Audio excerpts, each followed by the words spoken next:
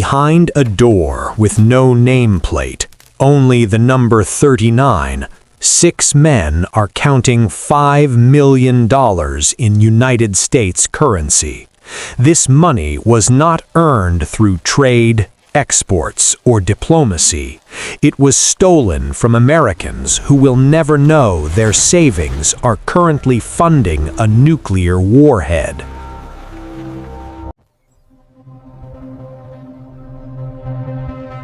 These men are not criminals in the eyes of their law.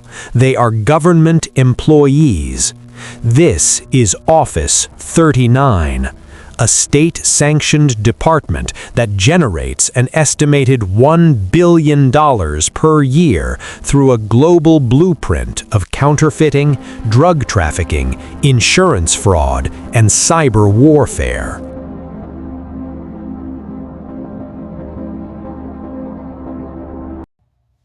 What makes Office 39 more dangerous than any cartel or mafia on Earth is its anatomy. You cannot raid it. You cannot arrest its agents. You cannot freeze its primary heart. Because Office 39 is not a criminal organization pretending to be a government. It is a government that realized crime has a higher ROI than diplomacy.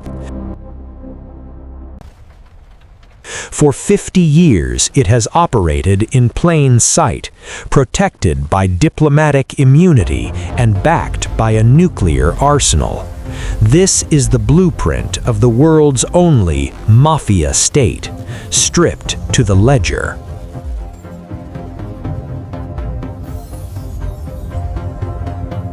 To understand Office 39, we must look at the financial collapse of 1974. North Korea was not just broke, it was catastrophically insolvent. The country had defaulted on loans from 13 nations. Its credit rating didn't just tank, it ceased to exist.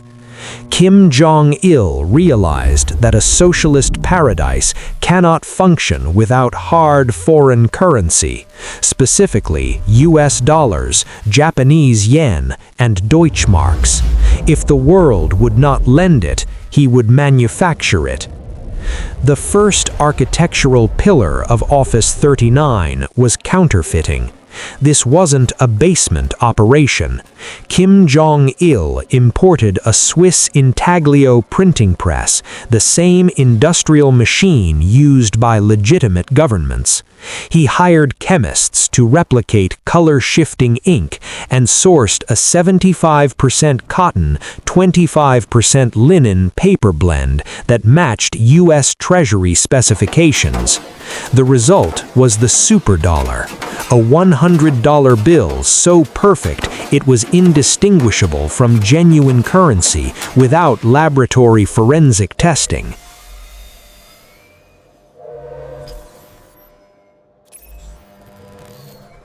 By 1976, the first batch of $500,000 was funneled through North Korean embassies. It passed every test: UV light, magnetic ink, and microprinting. It was the perfect mechanical parasite injected into the global financial bloodstream. When counterfeiting faced increased scrutiny, the blueprint evolved. In the 1990s, Office 39 pivoted to a new export: methamphetamine. The Hamhung Pharmaceutical Plant, a government-owned facility, was retrofitted. Its chemists were no longer making medicine, they were synthesizing 99% pure crystal meth. Because the dealer was a state, they had access to high-grade precursor chemicals that cartels struggle to obtain. The distribution network utilized diplomatic immunity. Under the Vienna Convention, a diplomat's pouch cannot be searched or seized by customs. Office 39 assigned mandatory sales quotas to its embassies worldwide. A diplomat in Japan might have a quota of 20 kilograms, one in China 50 kilograms. Failure to meet the quota meant a recall to Pyongyang, a sentence that often ended in execution. By the early 2000s, this pharmacy of the state was generating $200 million annually. It was a drug war where the dealer owned the police, the courts, and the military. In 2009, Office 39 launched its most elegant operation, the Korea National Insurance Corporation, KNIC. This was not an underground lab. It was a licensed corporate office in Hamburg, Germany. The blueprint was simple. KNIC sold reinsurance contracts to major European firms. Then, disasters would occur within North Korea. A factory fire in Pyongyang, a ship lost at sea, an industrial accident at a processing plant. KNIC would file claims for millions of dollars. The European firms would ask to inspect the damage. North Korea would deny access, citing national security. Because the contracts were governed by North Korean law, the European firms were trapped. They paid the claims to avoid a legal battle they couldn't win. Between 2009 and 2015, this paperwork trap funneled hundreds of millions of euros directly into the Kim family's private accounts. It was the perfect crime because it was, on paper, entirely legal. Today, Office 39 has traded the printing press for the keyboard. The Lazarus Group, a state-sponsored hacking unit, is the modern heart of the office. Since 2014, they have stolen an estimated $3 billion in cryptocurrency. They don't need diplomatic pouches or secret printing presses. They only need an internet connection. They have hit Bitcoin exchanges in South Korea, the Central Bank of Bangladesh, and hospitals across the United States with ransomware.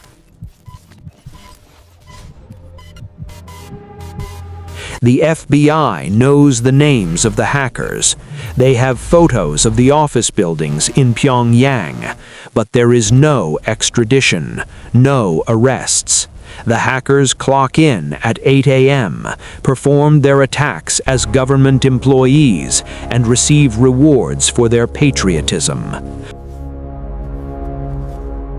Office 39 has become the world's first digital pirate bay, protected by a nuclear shield.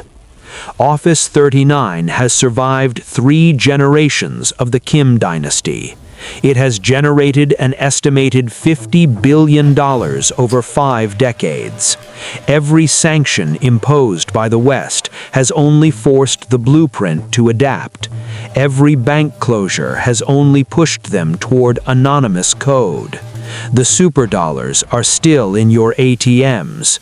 The cyber attacks are happening as you watch this dissection. In most countries, crime is a bug in the system. In North Korea, crime is the system.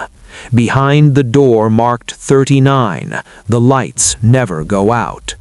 If you were a world leader, how would you shut down an office that owns a nuclear bomb? Let us know in the comments. For more clinical dissections of the world's hidden structures, subscribe to The Spy. I'll see you in the vault.